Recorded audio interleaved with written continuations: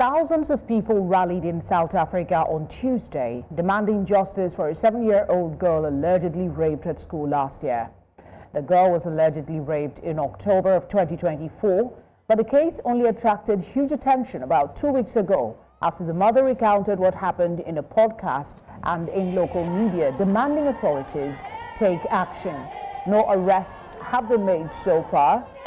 More than 2,000 people marched through the city of Cape Town, with thousands more at protests in other major centers such as Pretoria, Johannesburg, and Durban.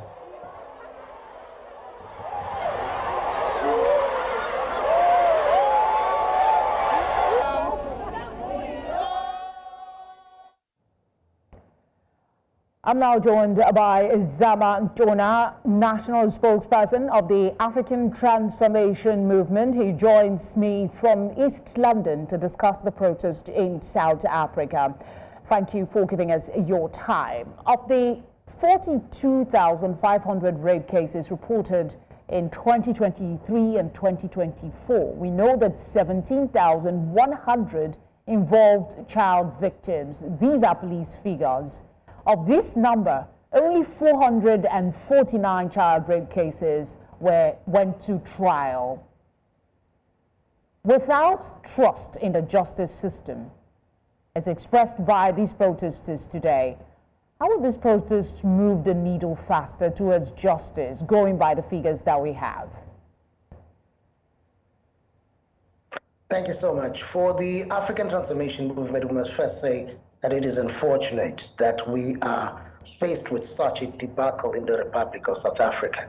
It is unthinkable that the very children we give birth to would be vulnerable at the hands of their fathers, at the hands of their uncles, at the hands of those who should be protecting them. It is truly unthinkable that in this country you would have such high numbers, especially towards the vulnerable group. For us as the African Transformation Movement, we must commend what actually took place today and days before, when South Africans said, enough is enough. We can't go on like this. Awareness plays a pivotal role in actually dealing with this issue. But awareness alone, if the police of this country are not going to be competent in dealing with investigations such as these, this is not going to encourage victims and those affected to actually come forward so that we are able to deal with the scourge and the plague that has actually engulfed this country. So for us as the African Transformation Movement, we believe that the move by South Africans, the stand by South Africans, is pivotal for the cases, for the issue of awareness and shining a spotlight on a plague that has engulfed our country. But the justice system would have to play its part in order for us to be able to successfully deal with the problem. Talk to us about what you understand the demands of these protesters are in clear terms. We know that they went to various areas. One of them was the education ministry. Did they get a response to any of their demands as well? Thank you so much. We are demanding as South Africans that there would be justice for Kwekwe. It is imperative that there shouldn't be any child or woman and even men who find themselves in a situation such as these and the authorities are not able to respond. This is why we're calling for justice.